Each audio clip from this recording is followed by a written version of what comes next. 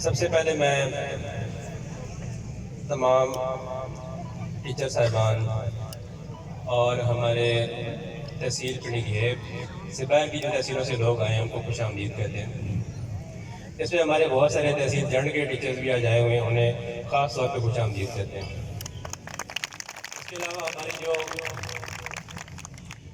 ज़िला की क़यादत यहाँ पर मौजूद है, तमाम हमारे ये दोस्त हमारे दिल के बड़े करीब हैं, इन सबको ख़ास तौर पे खुश आमदीद कहते हैं।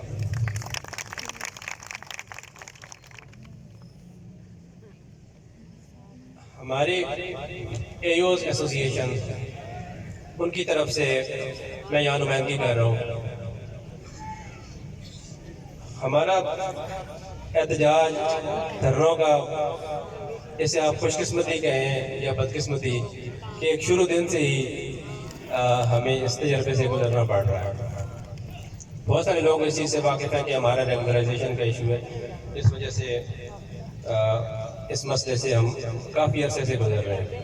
तो मैं उस हवाले से दो चार बातें आपके साथ शेयर करूँगा।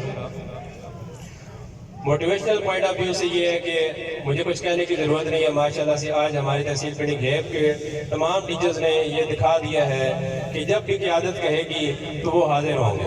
आप सब के लिए क्लैपिंग है।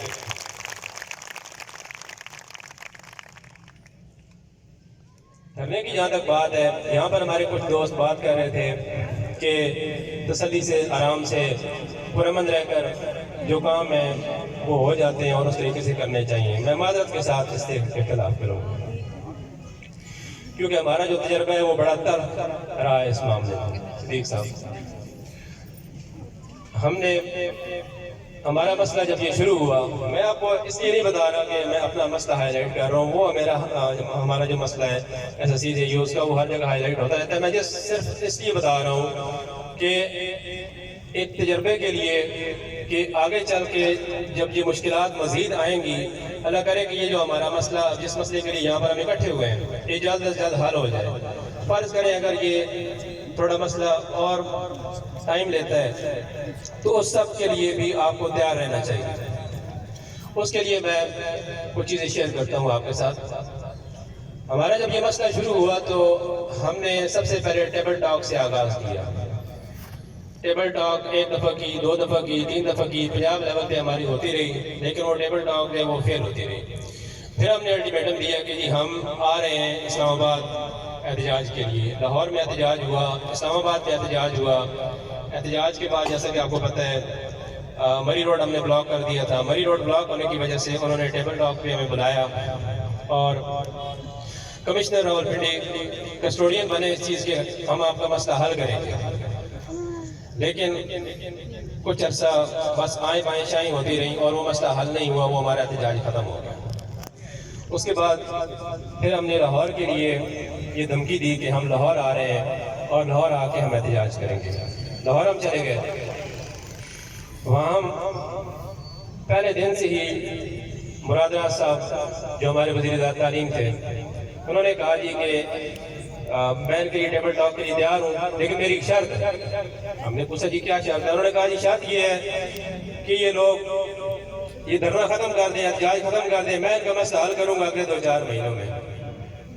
अब ये तो कोई बात ना हुई, ये कोई गारंटी नहीं थी। हमने कहा सर ऐसे तो हम नहीं कर सकते, हमें आप कोई पक्की गारंटी दें तो हम ख़त्म कर देते, हमें कोई शौक़ नहीं है धरनों का या एहतजाज का। खैर उन्होंने कहा जी कोई इनके साथ टेबल टॉक नहीं होगी। वहाँ पर ये समझे कि पंजाब का रिकॉर्ड धरना हुआ कि 12-14 दिन का हमारा वो राउंड अबाउट धरना था और हम पुरअमन होके बैठे रहे। लेकिन आखिरकार हमें ये फैसला करना पड़ा कि ये हमारे मुल्क में जो आला क़यादत बैठी हुई है, इन्हें इस ज़ुबान से बात समझ नहीं आती। हमें मजबूरन रोड्स ब्लॉक करने पड़े।